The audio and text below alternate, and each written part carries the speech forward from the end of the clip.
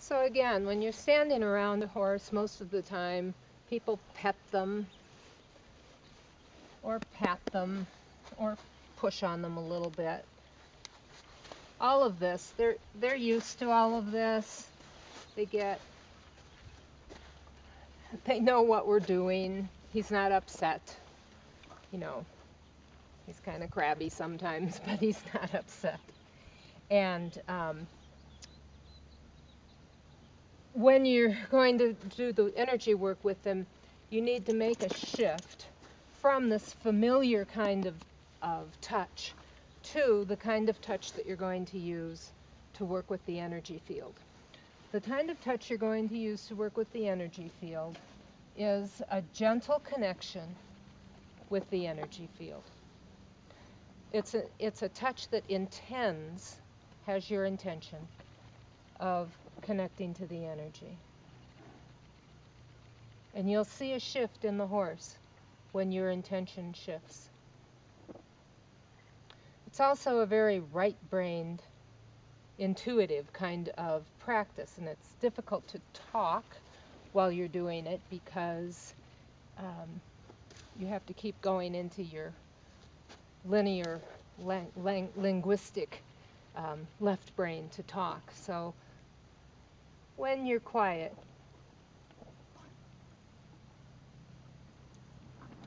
is when it's best.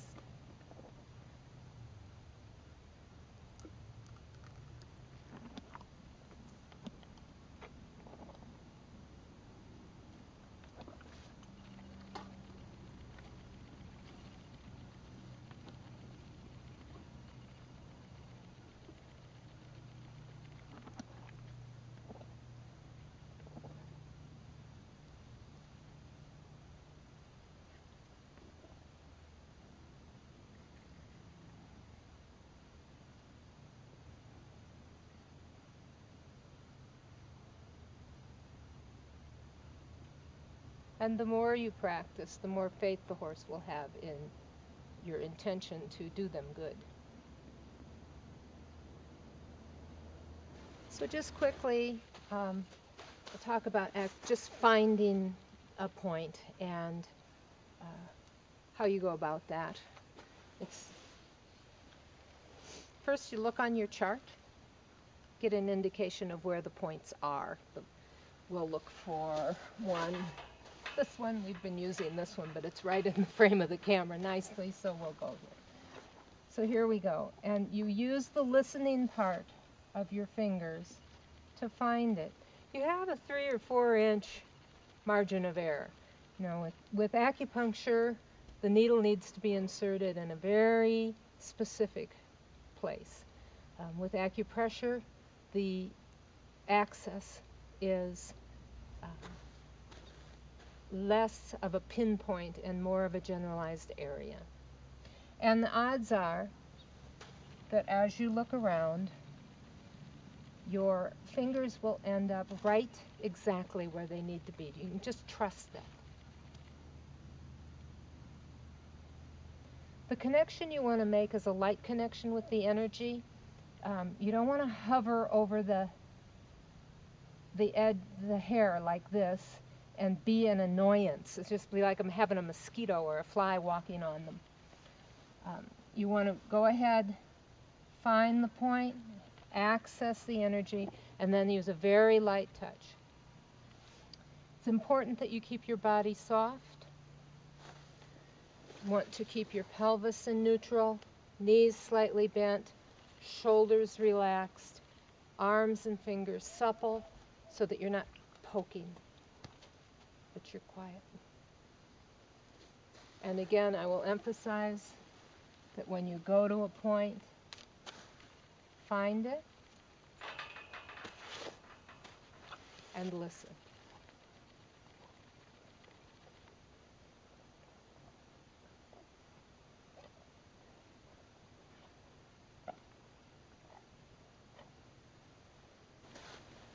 So like I said a few minutes ago, most of the time you will be using your hands like jumper cables, and you will be connecting 2 points. We'll learn about the flows. There are orders in which you connect points to facilitate certain energy flows. Generally, you think that the energy is being sent by your right hand and received by your left. So if we look for 2 points on Fred, I'm going to come on this side so you don't lose me, and this side, and we'll do 2 here.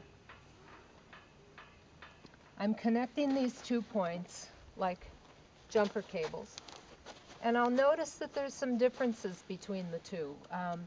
One might feel sunken in or protruding. One might feel hot or cold. I may feel a pulse. Let's just step away from the game here.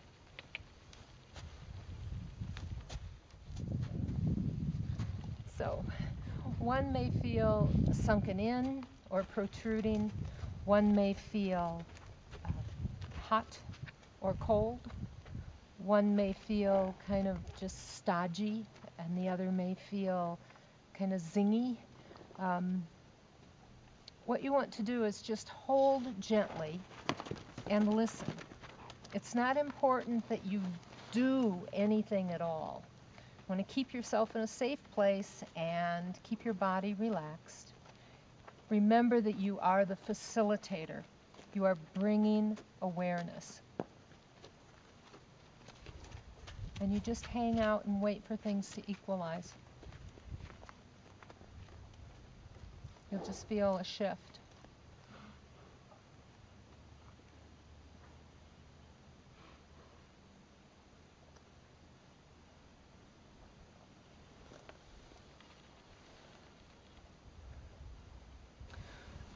When Fred came to us, he was a very contrary animal, and I had to clicker train him to get any cooperation out of him whatsoever. And when he would take his treats, he was extremely aggressive. So he wants me to show you what we learned to do. I had to teach him, he knows I have the carrot. I had to teach him to do what we call baby bird in order to get the treats. So I'll do that just for your entertainment. Baby bird.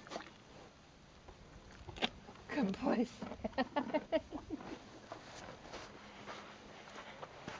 Baby bird.